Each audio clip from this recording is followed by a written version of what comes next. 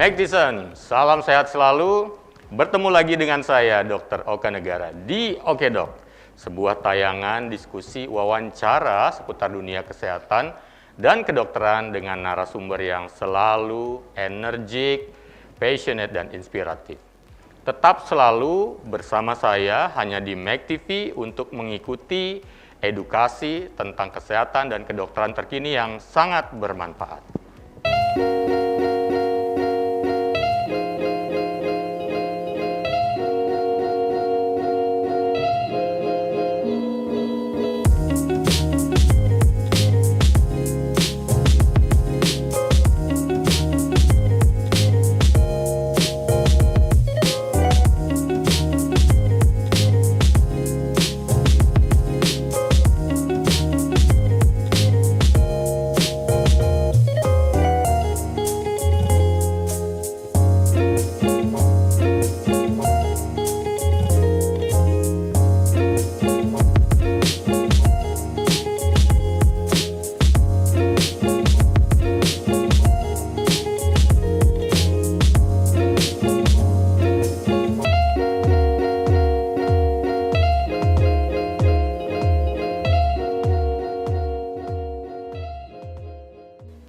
Oke, Magdison, di episode ke-19 ini kita akan membahas sebuah bahasan yang sangat menarik. Karena apa?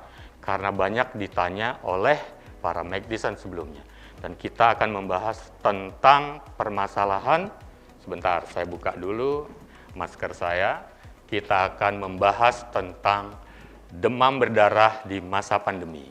Kali ini kita langsung menghadirkan ahlinya. Beliau sudah saya anggap seperti kakak saya sendiri, senior saya. Berapa kali kita bertemu di beberapa kegiatan, dan kita akan membahas ini bersama Dr. Made Susila Utama, spesialis penyakit dalam, konsultan penyakit tropik dan infeksi. Beliau yang akan kita ajak untuk hari ini berdiskusi seputaran demam berdarah yang tentunya menarik karena berkaitan dengan masa pandemi COVID-19. Dan beliau sudah hadir bersama saya. Halo Bli, Dr. Susila. Baik, saya buka dulu ya. Iya, silakan. Punapi Gatra, gimana kabarnya? Ya, sehat. Sehat selalu ya? Sehat. Iya, ngenah ganteng ya. Iya, jadi Magdison, kita akan membahas seputaran penyakit demam berdarah dalam kesempatan kali ini di masa COVID-19 ini yang banyak sekali ditanyakan karena apa? Ternyata sesungguhnya seringkali juga mirip-mirip ya kenyataannya, banyak yang datang dengan demam. Apakah ini demam berdarah atau jangan-jangan gejala awal dari infeksi virus SARS-CoV-2 atau yang kita kenal dengan penyakitnya COVID-19. Biasanya sih saya dengan Bli Dr. Susila ngomonginnya tentang HIV/AIDS ya, tapi kali ini adalah juga keahlian beliau. Karena apa? Ini penting karena ternyata banyak kasus-kasus yang perlu kita cermati berkaitan dengan apakah infeksi yang katanya demam ini sebenarnya COVID-19 saat ini, soalnya orang semua serba COVID-19, atau sebenarnya demam berdarah. Karena awalnya semuanya adalah demam. Dan kemarin sempat coba berdiskusi juga dengan beberapa orang, dan beberapa Magdison juga banyak yang ternyata tertarik dengan topik ini, dan nanti kita akan lihat pertanyaan-pertanyaan yang muncul yang menarik dari Magdison. Ya, jadi Dr. Susila, jadi di masa pandemi ini kan masyarakat diharapkan tetap waspada terhadap ancaman penyakit-penyakit semuanya saat ini, termasuk juga yang apalagi ini mulai musim hujan ya. Katanya kan erat dengan munculnya kasus demam berdarah gitu. Apalagi selama ini disebutkan juga pasiennya tetap banyak ya. Nah, tolong diklarifikasi nanti faktanya ini yang terjadi saat ini. Tapi sebelumnya nih ada yang bilang ini kasusnya sekarang sampai 100 dengan 500 kasus loh per hari munculnya saat ini di Indonesia. Tapi sebelumnya DB atau DBD itu sebenarnya apa, Dok? Biar para Magdison juga paham lagi. Ulang deh. Ya, baik. Yeah. Ya, terima kasih Dr. Oka Negara sudah diundang di acara ini, sebuah acara yang sangat menarik ya. Magdison ya, saya panggil Magdison. Magdison. Iya. Bukan Mike Tyson. Magdison. Ya, Mike Tyson. Jadi kalau di masyarakat itu sering dikenal DB, DBD, atau singkatnya demam berdarah, atau demam berdarah dengue. DB dengan DBD itu sebenarnya berbeda. Berbeda ya? Ya, berbeda kalau kita secara mengartikannya dari sisi medis ya. Kalau dia itu DB dan DBD itu adalah bagian dari infeksi virus dengue. Iya. Jadi ada kayak fase atau tingkatannya ya, spektrumnya ya. Jadi infeksi virus dengue. Nah, virus ini masuk ke tubuh manusia melalui gigitan nyamuk. Aedes aegypti. Aedes aegypti. Nyamuknya pun harus Aedes aegypti atau Aedes albopictus. Bukan sembarangan. Nah, semuanya tandanya nyamuknya loreng-loreng gitu. Nah, infeksi virus ini jadi pada saat nyamuk itu menggigit manusia, manusia kita contohnya, maka virus itu masuk ke dalam tubuh kita. Nah, manifestasi klinis atau artinya klinis infeksi dengue akibat masuknya virus itu sangat bervariasi. Ada yang tanpa gejala, ada yang gejala yang tidak spesifik, ada yang tidak spesifik, ada gejala ringan, ada gejala ringan itu bisa DB, kemudian ada DBD, ada shock, sampai shock, dan ada lagi istilah yang baru sekarang mungkin saya kenalkan, itu namanya expanded dengue syndrome. Expanded dengue syndrome. Atau expanded dengue syndrome itu sebuah definisi yang baru kita buat oleh WHO berdasarkan ternyata belakangan manifestasi klinis infeksi dengue itu sangat variasi. Bahkan sekarang bisa hanya per sistem organ. Jadi tidak bisa kita kelompokkan ke DB, tidak bisa kelompokkan ke DBD. Beda DB dengan DBD adalah pada kondisi apakah ada kebocoran plasma atau tidak. Ada berdarah atau tidak? Bukan. Oh, bukan berdarah. Bukan. Plasmanya yang bocor. Iya. Kalau bahasa Indonesianya demam berdarah dengan demam berdarah dengue, bukan berarti demam berdarah dengue ada perdarahan, demam berdarah itu tidak ada perdarahan, bukan pada perdarahannya, tapi pada kebocoran plasma. Karena kebocoran plasma inilah sebenarnya adalah kondisi patologis atau istilah awamnya adalah kelainan yang berbahaya yang didapatkan pada infeksi dengue. Berarti letak bahayanya adalah kebocoran plasma tadi. Betul, dan perdarahan. Perdarahan juga. Karena perdarahan ada ancamannya, kebocoran plasma ancamannya pada shock. Terjadi dengue shock syndrome atau sindrom shock dengue, itu yang fatal. Shock itu kan pengertiannya adalah suatu keadaan di mana kekurangan cairan tidak mampu kemudian untuk mengcover kebutuhan cairan dirinya, akhirnya bisa parah dan fatal. Iya, betul. Tanda-tanda klinisnya itu juga mungkin harus dikenali oleh McDison ya. Kalau tanda-tanda, ada istilahnya warning sign. Ini yang perlu mungkin dipahami oleh McDison ya. Warning sign itu tanda bahaya bahwa infeksi virus dengue ini akan menjadi berat. Ada tanda-tanda. Pertama, bila didapatkan perdarahan sudah. Perdarahan itu bukan perdarahan kulit ya. Bukan berarti ada bentol-bentol di kulit, bercat-bercat. PTQ istilahnya itu bukan warning. Yang warning sign itu tanda bahayanya bila perdarahan dari mukosa, dari hidung. Jadi mimisan, kemudian perdarahan gusi, perdarahan organ dalam itu bisa berupa muntah darah, atau beraknya hitam, atau batuknya berdarah, itu tanda. Itu tandanya kalau sudah ada mimisan, gusi berdarah, buang air besar yang pekat, begitu hitam, atau sampai muntah darah, itu tanda-tanda bahayanya. Betul, itu sudah berbahaya, itu warning. Yang kedua adalah tanda-tanda shock. Tanda-tanda shock itu bisa berupa keringat dingin. Jadi tangan kaki dingin, kencingnya berkurang. Kencingnya nggak keluar sedikit ya? Kencingnya kok sedikit sekali, badannya lemas sekali. Jadi tidak ada tenaga sampai bangun, nggak bisa. Kemudian tanda yang lain adalah nyeri di ulu hati. Jadi ulu hatinya hebat.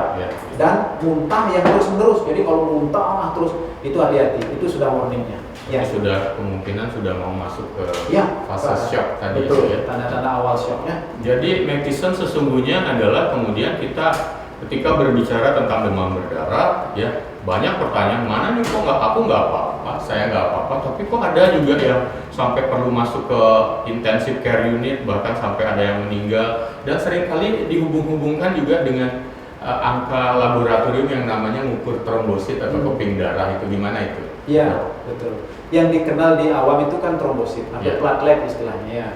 Trombosit itu adalah tanda bahwa terjadi infeksi virus. Jadi trombosit rendah itu tidak selalu dengue ya. Yeah. Ya nanti kita ngomong Betul. COVID, pada COVID juga trombosit turun ya. Betul. Jadi bukan hanya, tetapi ada perbedaan trombosit, kadar trombosit itu pada dengue. Trombosit itu mulai turun pada hari ketiga demam. Ketiga demam dia turun, hari keempat turun, dia mencapai puncaknya hari kelima dan keenam. Jadi hari ketujuh dia mulai membaik. Jadi dengue itu, infeksi DB atau DBD ini seperti lagunya Krisdayanti, menghitung hari. Iya, ada lagu menghitung hari. Jadi harus dihitung hari demamnya. Karena fase kritis adalah hari keempat sampai hari keenam. Hari keempat sampai hari keenam. Pada saat itu trombosit akan turun jauh dan terjadi perempesan plasma atau kebocoran plasma itu pada saat itu hematokrit yang dilihat tadi. Hematokritnya meningkat tajam, trombositnya turun. Dan ada yang bilang justru pada saat itu suhu badan sudah kelihatan mau masuk normal. Betul. Jadi sebagian orang berpikir ini udah nggak sembuh lagi, nggak sembuh. Jadi kalau misalnya dia gejala ringan di masyarakat nggak mikir itu adalah DB begitu ya, dan lanjutannya, oh demamnya udah hilang, udah mulai membaik, atau di rumah sakit ditanya sama pengunjungnya, singkengkeng nggak apa-apa, demamnya udah mulai membaik, padahal di situ yang justru lebih bahaya ya. Betul. Jadi kita bukan pada mengatasi demam berdarah, bukan mengatasi demamnya. Ya, pada saat demam mulai turun, hati-hati, apalagi disertai dengan warning sign, tanda-tanda bahaya yang saya sampaikan tadi. Jangan diabaikan, karena fatal, kematian mengancam. Jadi Dokter Susilo mungkin bisa sekali lagi menegaskan itu ya, bahwa pada Mektisen sesungguhnya bukan demam alat ukur untuk keberhasilan terapi atau ketika pasien menjadi lebih pulih, justru pada saat demamnya turun atau demamnya sudah kelihatan teratasi, di situ yang harus hati-hati. Ya, demam pada infeksi dengue itu namanya tipenya pelana kuda. Jadi pelana kuda, tipe awal demam itu demam yang mendadak tinggi, ya. Kemudian disertai dengan nyeri kepala dan nyeri seluruh tubuh. Nanti mungkin Mektisen yang pernah merasakan tiba-tiba, biasanya kita sebelumnya kita kerja, misalnya pulang kerja tiba-tiba panas tinggi, sakit kepala, kemudian sakit sendi dan disertai gejala pencernaan dan mual, muntah, itu sudah tanda. Nah, demamnya naik tinggi naik 1-2 hari, habis itu dia turun. Setelah dia turun, yang tadi itu kadang-kadang kalau di mengkonsumsi penurun demam bisa nggak turun. Artinya bisa nggak mempan gitu ya? Tidak respon. Ya, itu bedanya. Sudah minum paracetamol, udah minum 2 tablet, ada yang minum 3 tablet, tetap aja itu tandanya virus, bukan infeksi. Nanti setelah itu dia akan turun, nanti dia naik lagi. Nah, pada saat turun yang kedua inilah berbahayanya. Jadi pelana kuda dibilang, itu tipe khasnya. Itu khasnya sebenarnya DB ya, Mektisen. Jadi justru ketika seseorang sudah didiagnosis dengan jelas mungkin, atau suspek aja DB dengan pola demam seperti tadi, bahwa mulai demamnya mengalami penurunan, kelihatannya keluarga happy, padahal saat itu justru masalah sedang muncul. Seperti itu. Iya, betul ya. Jadi itu bekalnya buat Mektisen supaya mengenal bahwa memang khas sekali DB seperti itu, dan memang saya sepakat, dan Mektisen juga harus tahu bahwa spektrum dari demam berdarah ini banyak sekali. Jadi bisa orang bilang bahwa nggak apa-apa, sembuh segera, tapi kok ada yang fatal ya. Bahkan bisa diukur dari, kadang-kadang juga melihat trombositnya juga bisa tidak menggambarkan tampilan fisiknya. Iya, betul. Walaupun dia tiba-tiba drop sedikit, bisa aja kelihatan sehat-sehat saja. Betul. Jangan lihat trombositnya, karena yang lebih harus diperhatikan sebenarnya namanya kalau di lab itu HCT, hematokrit. Kalau hematokritnya melonjak tajam, jadi misalnya awalnya 40 jadi 50, walaupun trombositnya bagus, itu artinya itu suatu warning itu. Itu ngeri itu malah. Berarti artinya kalau hematokritnya tinggi, darahnya kental. Darahnya kental karena plasma, jadi cairan di dalam pembuluh darah itu keluar. Itu berbahaya. Itu yang bahaya. Nah, Mektisen kemarin juga ada yang bertanya tentang demam berdarah ini. Ini tolong dijawab sama Dokter Susilo. Jadi sebenarnya demam berdarah murni dari nyamuk, faktornya adalah nyamuk. Ya, sampai saat ini belum ada data lain, bukti lain selain yang saya sampaikan tadi, bahwa infeksi virus dengue, kita bilang infeksi virus dengue karena bisa DB, DBD, shock, dan lain-lain, itu adalah akibat virus yang ditransmisikan melalui gigitan nyamuk. Tidak ada yang lain. Faktor lain, satu-satunya faktor nyamuk yang saya sampaikan tadi, Aedes. Iya, betul. Karena akhirnya kita akan berbicara, ketika tahu itu nyamuk, kita akan berbicara tentang bagaimana mencegahnya. Kan berarti kan prinsipnya adalah mencegah sehingga si nyamuk menggigit, mencegah gigitan nyamuk. Sementara katanya nyamuk Aedes aegypti ini dan satu lagi Aedes albopictus yang nyamuk yang belang-belang, yang hitam putih kayak narapidana. Itu sesungguhnya nyamuk ini lagi banyak berkembangnya saat hujan. Iya, betul. Dan kemudian juga mungkin bisa dijelaskan tipenya, dia misalnya menyerang di pagi atau siang hari. Kemudian katanya juga kan dia suka di kamar-kamar gelap. Iya, betul. Bisa kebayang nggak misalnya sekarang sekolahan libur, terus semua belajar di rumah, jadi ruangan-ruangan gelap yang ada di sekolah ditinggalkan, itu bisa jadi sumber juga. Bisa. Belum lagi genangan-genangan air ya, coba Iya. Ya, jadi betul sekali, kita lebih bagus mencegah ya. Iya. Jadi mencegah karena memang ini adalah penyakit infeksi akibat vektor, vektor yang ada binatang penularnya, binatangnya kita hilangkan. Kalaupun ada virus, binatang yang ada kan nggak terjadi. Nah, kita harus tahu karakter daripada si belang tadi itu. Jadi dia lebih sering menggigit pada sore, jadi menjelang malam. Ya. Jadi dia memang suka pada gantungan baju ya? Tempat yang lembab ya. Dan dia awalnya itu adalah dari jentiknya itu yang kejadian nyamuk itu ada di genangan air. Makanya kenapa kita mempromosikan untuk mencegah itu dengan menghilangkan genangan air. Jadi untuk menghilangkan jentiknya. Kalau jentik nyamuknya dihilangkan, kan tidak ada nyamuk baru. Makanya tidak terlalu penting fogging itu. Kalau fogging nyamuk dewasa doang. Sedangkan tidak bisa menghilangkan jentik. Gitu. Karena pengasapan dengan fogging sebenarnya it just killing the adult mosquito ya, hanya yang nyamuk-nyamuk dewasa. Belum lagi kandungan bahan insektisida itu juga tidak ramah terhadap kesehatan yang menghirupnya kan juga begitu.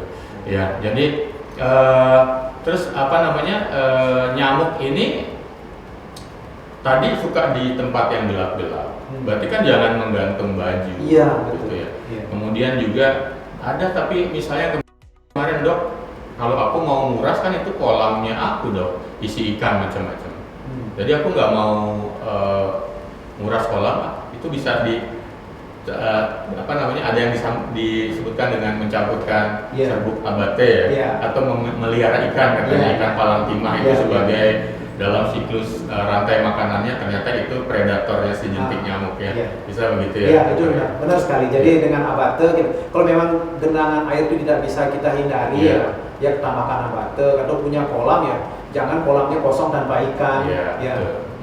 Jadi ada alternatif lain, tapi memang kalau paling bisa kalau rajin dikuras ya lakukan itu. Dan khusus untuk masalah pencegahan dari gigitan nyamuk dan keberadaan nyamuk ini ada 3M pencegahannya. Tidak seperti 3M COVID.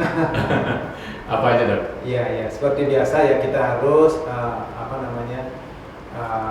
genangan air kita hilangkan, kemudian botol-botol juga kita tutup, kita tanam, menutup, itu memang harus menguras, hampir sama.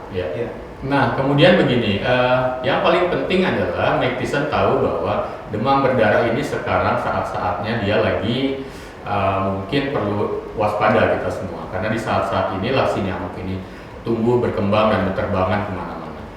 Saya sempat baca bahwa terbangnya sampai sekitar 100 meter ya. Berarti dari jangkauan mungkin pernah mendengar ada yang terinfeksi begitu, ada yang masuk rumah sakit karena demam berdarah, dan Anda ada pada rentang di bawah 100 meter berarti cukup beresiko. Iya, betul. Nah, sekarang gini Dok. Ini kan tadi sudah demam berdarah itu apa, gejalanya apa, bahayanya apa, obatnya. Baik. Ada obatnya nggak ini? Kita ngomong pusing obat juga soalnya. Demam berdarah sampai saat ini tidak ada obat. Iya, betul ya. Jadi obat virus, jadi kan penyebabnya virus toh. Kalau infeksi itu penyebabnya virus, obatnya antivirus. Sampai saat ini tidak ada antivirus. Karena tidak ada pengobatan yang kita berikan pada pasien-pasien demam berdarah itu hanyalah pengobatan yang bersifat suportif. Mensupport, memberikan cairan dan obat-obat untuk menghilangkan keluhan dan pemantauan, monitoring aja. Kalau ada tanda warning sign kurang cairan kita tambahin cairan. Jadi tidak ada obat antivirus. Ada keluhan yang lain gejalanya yang diberikan. Dengan demikian syukur-syukur memang akhirnya penyakitnya bisa teratasi. Tapi kalau memang sudah kena warning sign ya pasti masuk ke unit perawatan khusus ya. Di situ udah mulai dokter-dokternya sudah mulai panik untuk supaya bisa memberikan cairan yang paling cocok. Karena lebih juga kan takutnya ada udim di paru misalnya kalau kelebihan cairan. Jadi ini menyangkut masalah gas dan rem memberikan cairan supaya stabil. Ya, jangan berlebih tapi tidak boleh kekurangan cairan. Jadi masalah kemudian ketika pasien masuk ke perawatan untuk demam berdarah adalah masalah menstabilkan cairan. Betul. Mengatur pemberian cairan. Dan memang obatnya belum ada. Sedang ada penelitian sih banyak ya. Banyak ya. Banyak penelitian tentang mencoba memberikan bahan-bahan untuk pengobatan demam berdarah, termasuk mohon maaf disertasi saya salah satu tentang demam berdarah. Oh, gitu. Ya, jadi kita memberikan terapi mencoba, tapi itu masih pada studi binatang, jadi tidak bisa kita terapkan. Fase awal masih ya? Iya, masih awal. Itu pakai apa ya? Saya pakai ubi ungu. Oh, pakai ubi ungu. Ya, memang sekarang penelitian fase pertama dari bahan tanaman ubi ungu lagi naik daun ya, karena sumbernya juga banyak di Indonesia. Saya coba di demam berdarah. Ya, dan dicobakan di demam berdarah. Ya, dan terbukti berhasil. Ternyata berhasil ya? Iya, berhasil. Tapi pada tikus loh ya, bukan pada binatang. Pada binatang berarti perlu penelitian lebih lanjut supaya bisa akhirnya diaplikasikan pada manusia. Ya. Jadi kemudian begini pada akhirnya. Oh ya, satu lagi, vaksin. Katanya udah ada vaksinnya? Sudah. Jadi vaksin itu memang sudah ada, tetapi masih belum seperti vaksin yang lain ya, masih ada banyak kontroversi. Ya, karena ada penelitian juga di satu sisi menunjukkan hasil yang belum begitu mengembirakan. Jadi karena persyaratan untuk vaksin itu kita harus buktikan dulu bahwa pasien tersebut memang belum pernah terinfeksi virus ini. Karena kalau dia sudah pernah terinfeksi, kita berikan vaksin lagi, itu ada namanya antibody dependent enhancement, jadi bisa perburukan. Jika terjadi infeksi baru lagi. Makanya benar-benar harus selektif kita memberikan. Artinya vaksin ini bukan suatu yang esensial saat ini? Bukan vaksin, bukan jawaban untuk mengatasi demam berdarah, tetapi yang tadi 3M itu lebih penting, jauh lebih penting. Jadi lebih penting pencegahan ya. Betul. Jadi intinya adalah itu nyamuk supaya nggak menggigit badan, gimana deh caranya kan begitu. Samping itu juga imunitas ditingkatkan. Jika ternyata nanti suatu saat jangan-jangan memang benar tergigit kan. Nah, itu adalah gambaran kita tentang demam berdarah dengan berbagai spektrum, termasuk juga upaya-upaya pencegahan, pengobatan, dan juga bagaimana memanagenya. Sekarang yang menjadi fokus kita saat ini adalah bagaimana nih di saat pandemi ini, tantangannya apa ini Dok Susilo? Pada saat pandemi saat ini ya kan contohnya misalnya gampang, katanya Puskesmas punya program untuk ada namanya Jumantik, untuk yang mengecek juru memantau jentik ke rumah-rumah, melihat ada nggak jentik. Nah yang karena berbatasan kan nggak ke rumah jadinya, jadi nggak benar-benar bisa berjalan. Kemudian edukasi juga, belum lagi memang masalah ininya yang kita lihat nih. Kebingungan orang, apakah tim medis juga mengalami kebingungan menghadapi pasien demam yang dicurigai demam berdarah di era COVID-19 ini? Ya, ini suatu kondisi di mana kondisi sulit saya bilang ya, kita semua pada masa pandemi COVID-19 saat sekarang, di mana kasus dengue, infeksi DB itu juga belum menurun. Ya, jadi kalau pengalaman saya dan di perawatan pasien DB ya, pasien DB itu ada sepanjang tahun, jadi tidak ada suatu jeda, tidak ada DB, tidak ada. Sekarang sudah sepanjang tahun dan peningkatan terjadi pada akhir musim hujan. Ya kalau sekarang musim hujan biasanya awal-awal, kalau Desember, Januari, Februari awal tahun itu selalu kasusnya meningkat tajam. Di situ udah mulai mulai waspada ya. Iya betul, kita harus waspada dan seperti Dr. Roko sampaikan tadi, gejala awal demamnya itu kadang sulit membedakan pada saat COVID sekarang. Tapi untuk medicine semua, saya menyarankan ada beberapa trik yang kita pakai untuk membedakan di fase awal. Yang pertama adalah walaupun tidak spesifik sekali ya. Kalau demam berdarah, tadi saya sudah sampaikan bahwa tipe demamnya seperti tadi, mendadak tinggi, kemudian disertai dengan gejala-gejala sakit kepala, mual muntah. Nah kalau COVID-19 demamnya itu tidak mendadak tinggi, jadi demamnya lebih subfebril atau meriang lebih banyak. Dan pada COVID-19 sebagian besar disertai gejala respirasi. Jadi ada gejala batuk, nyeri Sesak tenggorokan, napas, ya. mulai sesak, itu tanda-tandanya. Ya. Jadi memang agak sumir juga ya, agak sulit. Tetapi apa langkah yang bisa kita lakukan untuk memastikan apakah DB atau COVID ya dengan pemeriksaan darah yang harus kita lakukan. Ya. Kalau ada gejala yang agak sulit membedakan, kita harus bedakan langsung karena kalau DB dengan memeriksa NS1 di awal, kalau dia positif berani kita bilang ini confirm DB. Ya. NS1 itu artinya pemeriksaan antigen. Ya, antigen virusnya. virusnya. Virusnya ya. Itu untuk ada di DB ya. Ya. Itu di awal udah positif ya. Pada hari pertama baru pertama demam udah diperiksa bisa. Kalau kita ingin membuktikan lebih cepat. Kalau COVID ya memang harus swab pilihannya, bukan rapid. Kita harus swab. Tadi baru kita bisa cepat membedakan karena tata laksananya berbeda. Sangat berbeda. Sangat berbeda. Karena pengalaman ada di yang lapangan, kontroversi nggak? Saling berlawanan nggak? ada, sangat ada. Nah begini, kalau kita tidak bisa membedakan DB dengan COVID, nah sekarang pasien ternyata COVID kita anggap DB, kita rawat di ruang biasa, misal perawat sejawat, mungkin dokternya ngerawat di ruang biasa, maka itu kan menyebar kan? Kita semua tahu bagaimana transmisi COVID-nya. Nah, jadi akan menyebar. Jadi kita harus segera memutuskan ini COVID atau DB. Nah, kalau sekarang pasien DB kita diagnosis COVID, ya, balik nih. Nah, ternyata dia DB, kita bilang suspek COVID, kita rawat di isolasi, dan terjadi perburukan, kita nggak bisa. Nggak bisanya kenapa? Karena perawatan ruang isolasi, mohon maaf, tidak bisa seintens perawatan di ruang non-isolasi. Kita nggak bisa setiap saat masuk pemberian cairan, nggak bisa. Jadi benar-benar sangat sulit itu. Kita harus pastikan lebih dulu di awal gitu, dokter. Jadi kemudian hal yang paling krusial adalah bagaimana segera untuk membedakan bahwa ini COVID atau ini DB dari keluhan demam. Oke. Tapi kalau misalnya ini cerita yang lain ya, Dokter Susilo ya. Jika ternyata dia COVID atau dia DB, ada COVID-nya? Ya, bisa. Itu ada kasusnya kan? Ada. Itu berdasarkan beberapa di laporan kasus di jurnal saya baca memang ada. Tetapi jangan salah juga, ada juga namanya cross reaction atau reaksi silang antibodi daripada virus dengue ke virus SARS-CoV-2 ya. Ada itu. Jadi positifnya DB itu karena positifnya COVID. Maksudnya gini, reaksi silang dia sebenarnya bukan DB, tetapi kelihatan positif kalau kita melihat antibodi. Antibodi itu kan ada IgG, karena pemeriksaan antibodinya di hari ke-7 kita cek positif, dianggaplah DB. Dan kemudian ternyata itu adalah COVID. Karena positif palsu istilahnya. Saya pun kemarin mendapatkan kasus sebagai sharing pengalaman ya, dirawat dengan DB. Ya, dirawatlah oleh dokter yang lain. Kemudian pada hari ke-8 dilaporkan ke saya, dikonsultasikan kok masih demam. Saya bilang DB tidak ada demam sampai hari ke-8.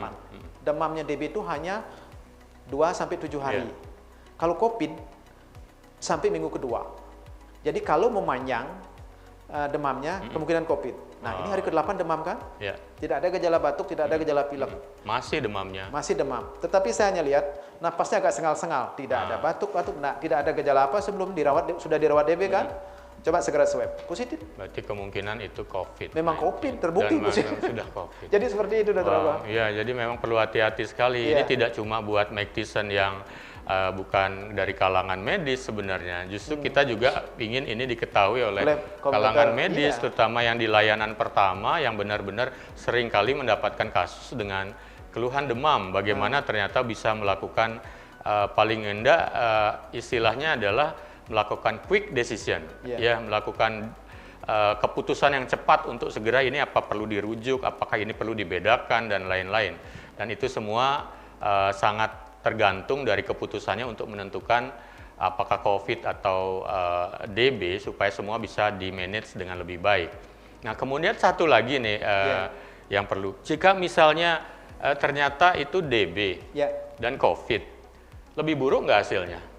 Lebih buruk. Lebih buruk. Pastilah. Sudah pasti lebih buruk. Kalau double infection dan ternyata dua-duanya ada, itu pasti prognosisnya atau akan outcome-nya lebih jelek lah. Lebih jelek ya. Termasuk juga main terapinya lebih rumit. Iya, betul. Kita memberikan cairan dan terapi yang untuk COVID. Iya, jadi kata kuncinya kemudian Mike Tyson adalah di era COVID ini ya segera atau saat ini juga ikut melakukan pencegahan untuk supaya tidak terjadi supaya tidak tertular dari demam berdarah begitu ya. Jadi karena apa? Kalau dua-duanya kena lebih repot lagi. Jadi itu tantangannya adalah bagaimana kita bisa mencegah juga demam berdarah di masa pandemi yang juga belum kunjung berhenti sampai kapan tanda-tandanya. Nah, sebenarnya Dokter Susilo, kita sudah apa ya yang belum lagi ya? Kayaknya sudah semuanya ya kita bahas ya. Ada yang kurang ya? Jika ada yang kurang, coba kira-kira apa yang ingin disampaikan? Ya, saya karena seorang klinisi lebih ke arah pengenalan daripada hasil laboratorium. Oke, silakan. Ya, kadang-kadang kan McKesson taunya trombosit gitu ya. Ya, betul. Bagaimana penanganannya? Apa perlu transfusi trombosit? Sebenarnya tidak perlu transfusi, jarang sekali keperluannya. Terus trombosit yang rendah bukan satu-satunya gejala dari DB. Tipes juga bisa trombosit rendah, COVID trombosit rendah, malaria, hampir sebagian besar penyakit infeksi itu trombosit juga rendah. Tapi lihat polanya. Jadi untuk menyatakan itu DB itu tidak bisa dengan pemeriksaan darah satu kali. Jadi harus dibuat serialnya. Jadi diulang lagi, kita lihat nanti perkembangannya. Tapi saya sarankan di samping pencegahan yang McKesson lakukan adalah secepatnya mencari pertolongan bila menemukan warning sign yang saya sampaikan tadi. Jangan ditunda karena makin cepat kita memberikan penanganan, outcome-nya lebih baik. Kalau kita terlambat, fatal. Karena banyak sekali kasus-kasus yang kita dapatkan yang fatal di tempat layanan kita di emergensi karena keterlambatan. Kalau sudah dalam kondisi shock yang dalam, tensi tidak teraba, tidak bisa, nadi juga tidak bisa, ada lemah ya, kita juga tidak akan bisa berbuat banyak. Akan jadi terlambat nanti penanganan juga. Jadi kalau demikian gimana misalnya ada McKesson yang mengalami gejala demam, Dok? Mungkin ada tetangganya sudah kena demam berdarah. Dia datang sendiri ke laboratorium periksa NS1 boleh? Boleh saja, tidak apa-apa. Jadi memang benar, saya setuju seperti itu kalau misalnya karena DB dengan COVID ini dari sisi penularannya hampir sama ya. Hampir sama dalam artian gini, kalau dalam satu keluarga ada yang DB, kita harus tanya juga keluarga yang lainnya. Karena si nyamuk itu, kalau habis dia menggigit satu orang, dia akan menggigit orang lain. Makanya satu keluarga DB. Nah COVID juga, satu keluarga COVID kan, tetapi mekanisme penularannya kan berbeda. Kalau COVID lewat droplet, kalau ini kan lewat gigitan nyamuk. Jadi satu keluarga. Jadi kalau misalnya ada yang dalam keluarga yang mendapat terkonfirm DB, jadi dalam arti terbukti DB ya, yang lain menderita demam ya secepatnya periksa NS1 boleh saja, atau periksa darah lengkap ke layanan kesehatan. Lalu tentang praktek-praktek juga yang dilakukan oleh masyarakat, misalnya McKesson ya, mengetahui seperti ini, supaya cepat sembuhnya nih, minum jus jambu, minum buah angkak merah. Nah itu gimana, Dok? Iya, itu memang banyak sekali ya kejadiannya ya.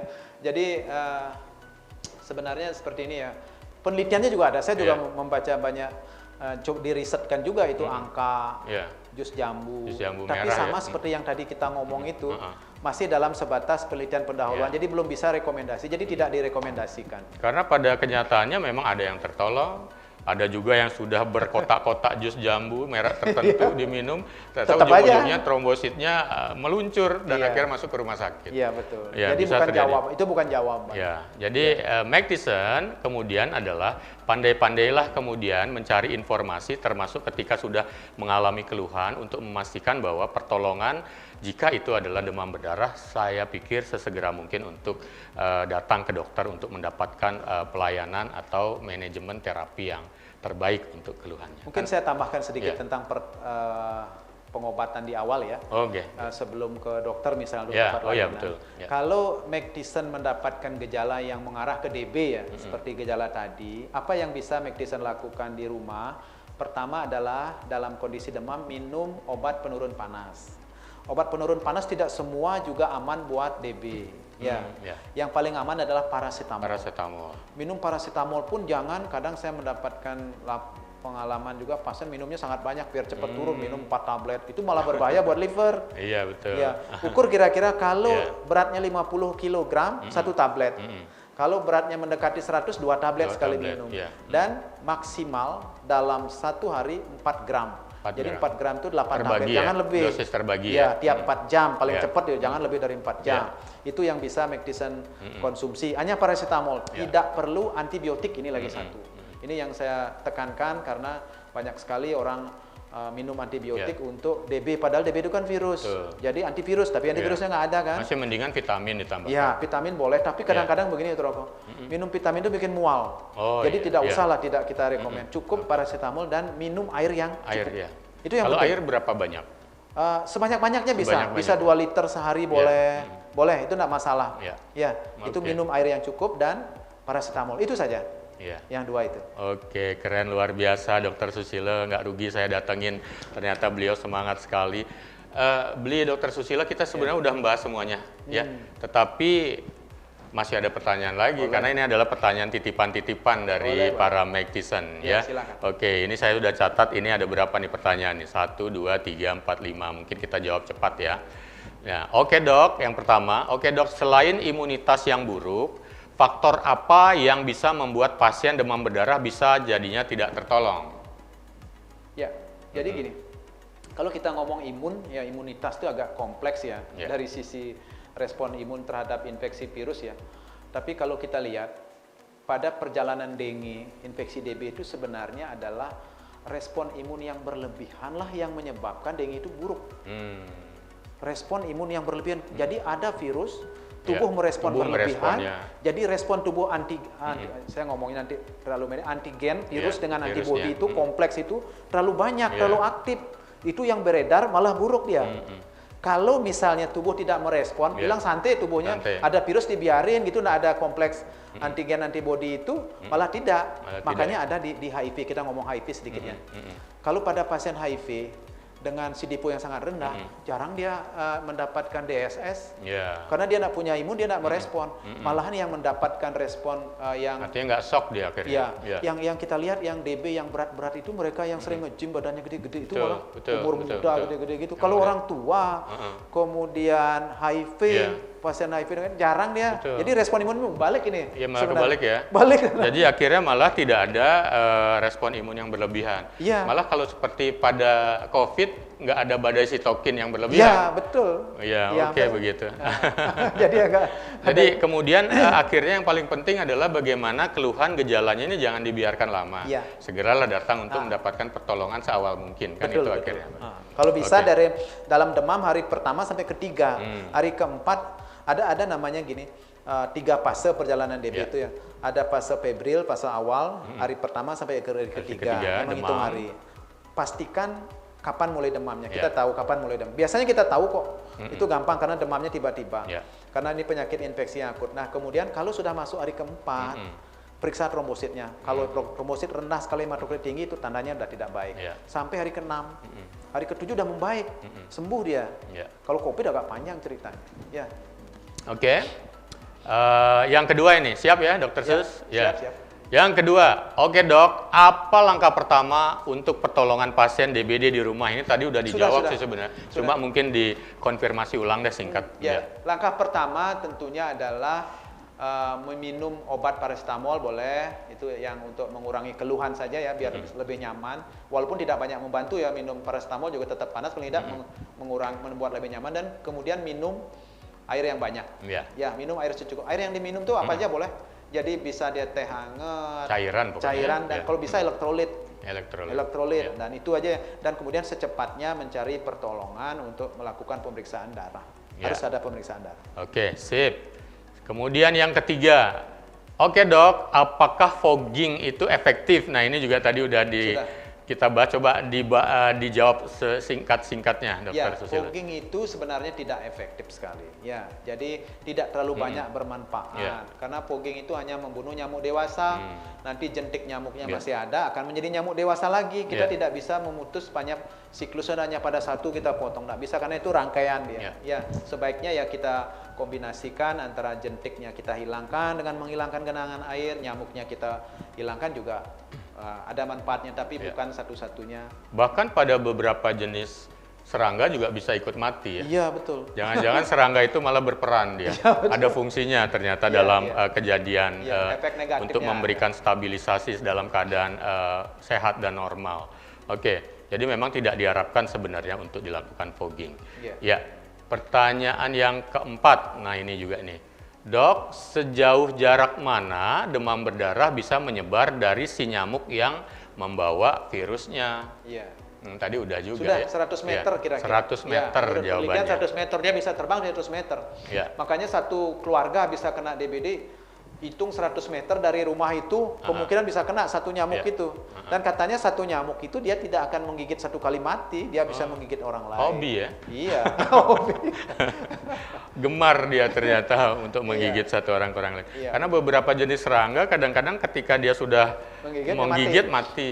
Ya, pada beberapa jenis serangga tertentu ternyata ini bisa mengalami bisa menggigit banyak orang lagi. Iya. Nah, ini pertanyaan yang masuk terakhir ini. Oke, Dok, demam berdarah kan menular lewat nyamuk, sama seperti malaria. Nah, ini ngomong yang lain nih, Dok. Berarti bisa juga ya harusnya menularkan HIV. Maksudnya nyamuknya nih, nyamuk bisa nularin HIV nggak? Oh, nggak bisa. Kita udah pernah beberapa kali bahas pada penjelasan tentang HIV bahwa penularan HIV tidak ada lewat nyamuk. Iya. Artinya walaupun ada vektornya dan virus, tapi karakter virus itu berbeda. Iya. Virus itu punya perangai istilahnya. Perangai virus HIV, virus DB, atau parasit malaria itu berbeda. Kalau HIV, dia misalnya orang HIV digigit sama nyamuk, begitu masuk ke tubuh nyamuk, virus HIV-nya udah mati. Udah inaktif ya Iya, virusnya. udah inaktif. Nah, karena dia hanya pada virus, pada sel manusia yang itu. Nggak bisa. Iya. Beda dengan virus dengue kan. Iya. Karena virus dengue, pada orang yang kena demam berdarah digigit oleh nyamuk, nyamuknya itu yang mungkin itu terkena DB sebenarnya. Itu nyamuk yang sakit sebenarnya. Cuma kita kan nggak tahu. Nyamuk sakit itu kayak orang mabuk ingin menghisap lagi. Kalau HIV kan nggak ada nyamuk kena HIV, nggak bisa hidup. Itu logikanya. Betul ya. Bayangin kalau semua nyamuk dianggap bisa menjadi vektor penyakit apapun gitu misalnya. Kita kemana-mana mungkin udah pakai baju astronot jadinya, karena bisa ketemu nyamuk di mana saja. Tapi menarik sebenarnya semuanya pertanyaan ini, Dr. Susilo. Ini menunjukkan bahwa ada minat perhatian dari para medicine untuk mengetahui keadaan kesehatannya. Jadi itu adalah pertanyaan terakhir dari pertanyaan yang disampaikan oleh Meg Thiessen. Jadi sebenarnya dengan pertanyaan-pertanyaan disampaikan oleh Meg Thiessen tadi, kita sesungguhnya sudah selesai membahas masalah demam berdarah di masa COVID-19 atau di masa pandemi ini. Tetapi sebelum kita akhiri semuanya, boleh dong saya bertanya tentang aktivitas bintang tamu saya. Dr. Susilo, sekarang kan tentunya tetap praktek ya. Dulu kan orang masih takut, apalagi ngomongin tentang konsultan penyakit infeksi loh, yang langsung ini ngomongin COVID juga ditangani, demam berdarahnya ditangani, malaria ada nggak sih? Ada malaria juga ya, malaria saya juga nangani muncul. malaria. Sekarang aktivitasnya apa aja? Saya sebagai seorang bapak ya. Bapak. Ya, itu jadi yang nomor satu malah bapak ya. Bapak saya. Oke. Saya Nomor sebagai- satu bapak loh ya. Sebagai bapak dari anak-anak saya, sebagai suami dari istri saya, Betul. itu yang pertama. Ya. Istri satu ya? Satu. Cukup. Saya kenal, baru diceritakan putra beliau ada 4. Iya, betul. Yang kedua, di samping sebagai kepala keluarga, saya seorang profesional. Mudah-mudahan saya bisa tetap profesional. Ya. Saya memegang profesi sebagai dokter spesialis penyakit dalam, konsultan penyakit tropik dan infeksi. Ya. Sehari-harinya saya bekerja sebagai pegawai negeri sipil ya, PNS. Saya ASN di RSUP Sanglah, Rumah Sakit Pusat Rujukan. Dan di Rumah Sakit Sanglah setiap hari sampai selama jam kerja saya menangani kasus-kasus infeksi di Rumah Sakit Sanglah sebagai konsultan.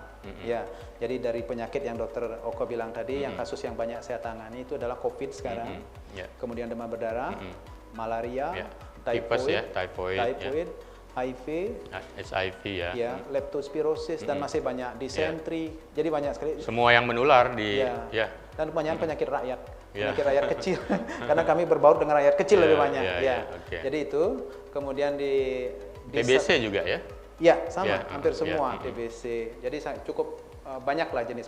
Dan yang kedua, saya juga melakukan praktek swasta tentunya di sela waktu senggang setelah selesai jam kerja ya, saya juga di rumah sakit swasta. Dan selalu setiap hari pakai APD dengan level berapa jadinya? Tergantung, kalau saya masuk ke ruang isolasi ya pakai level 3. Level 3. Ya, kalau menghadapi pasien COVID, kalau enggak ya tetap pakai masker, Ya. masker medis. Oke. Ya. Tapi ikut ngajarin nemenin anak untuk belajar daring nggak?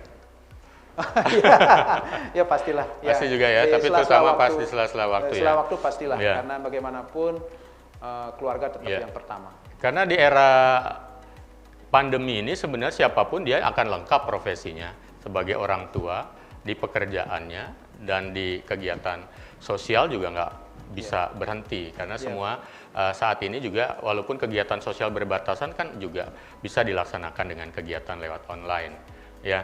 Jadi Mike Tyson ini luar biasa ya. Jadi mudah-mudahan pembahasan kita tentang demam berdarah di masa pandemi ini bisa bermanfaat. Jadi yang baru menonton silahkan kembali ke depan, tonton lagi dari awal, dan jika dirasakan ini bermanfaat, silahkan bagikan kepada masyarakat lain, Mike Tyson yang lain sebanyak-banyaknya. Beli Dokter Susilo, tapi saya belum ngasih pulang juga loh ya. Ya nggak apa-apa. Karena setiap bintang tamu saya selalu saya tanyakan ini juga. Ada yang namanya 5 words. Ya, 5 words itu begini. Sebutkan, jawab dalam 5 kata, Ya. masing-masing berbeda. Bagaimana sih rasanya menjadi seorang dokter di era pandemi ini merawat pasien demam berdarah? Tentunya berbeda dengan sebelum masa pandemi. Gimana rasanya? Selama 9 bulan, hampir 10 bulan nih. Hanya 5 kata ya. 5 kata. 1, Saya ya. menikmati profesi dokter infeksi. Kalau yang lain biasanya jawabnya heboh-heboh, ya, Dokter Susilo merangkaikan semua kata. Berarti saya menikmati profesi dokter infeksi. Saya bilang infeksi, bukan penyakit dalamnya, saya khusus infeksi. Ya, nggak takut ya, namanya juga dokter infeksi kan faktor ketularan dibandingkan dengan yang lain. Misalnya ada dokter penyakit dalam yang merawat kencing manis atau diabetes, kan nggak bakal nular tuh. Jantung nggak bakal nular, ini infeksi loh, it's too risky. Tapi malah menikmati. Bisa dijawab nggak? Artinya gini, setiap profesi mempunyai risiko kan. Ya, risiko seorang dokter infeksi itu adalah terinfeksi dari pasiennya. Tetapi tentunya saya sangat percaya, saya sangat yakin dan percaya bahwa niat saya untuk menolong orang, itu aja. Niat saya tulus untuk menolong orang terinfeksi biar dia bisa sembuh. Ini murni ingin menolong dan saya menggunakan alat pelindung diri yang sesuai standar.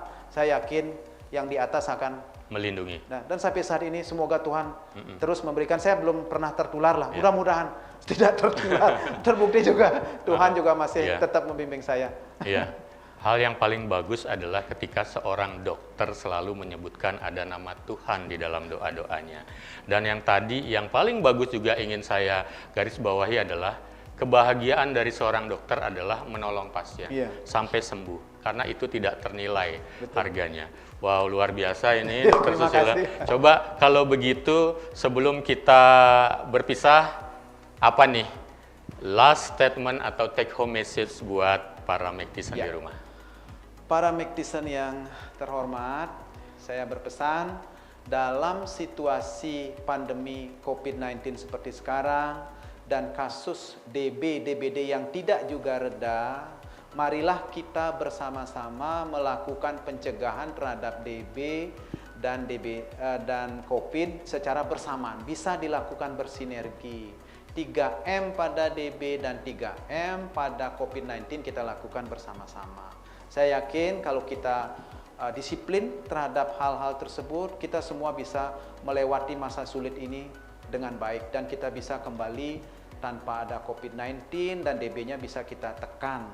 Itu harapan kita bersama. Wow, luar biasa Mike Tyson. Kalau saja di sini, di gedung ini ada penonton 200 orang saja, semuanya pasti sudah bertepuk tangan dengan meriah. Jadi sekali lagi terima kasih Dokter Susilo. Sebenarnya saya ingin menutup acara ini dengan kalimat yang tadi, 3M-nya COVID dengan 3M-nya demam berdarah, tapi sudah dicuri rupanya oleh Dokter Susilo. Tidak apa-apa, itu artinya adalah memang itu adalah hal yang paling penting Mike Tyson lakukan di era pandemi ini. Saat ini yang terbaik adalah bukan menunggu sakit kemudian menjadi sakit dan menunggu sembuh dan mendapatkan terapi, tetapi sesungguhnya semua kita bersama-sama melakukan pencegahan.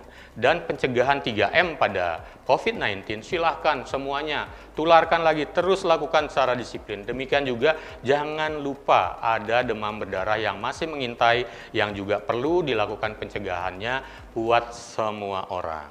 Jadi sekali lagi, nikmati, saksikan acara Oke Dok ini di semua episodenya, terutama yang hari ini, yang episode 19, jika bermanfaat bagikan kepada semuanya. Karena semua manfaat dari diskusi ini adalah bagi Magtisen sendiri. Dan jika dirasakan manfaatnya, sekali lagi bagikan buat orang banyak.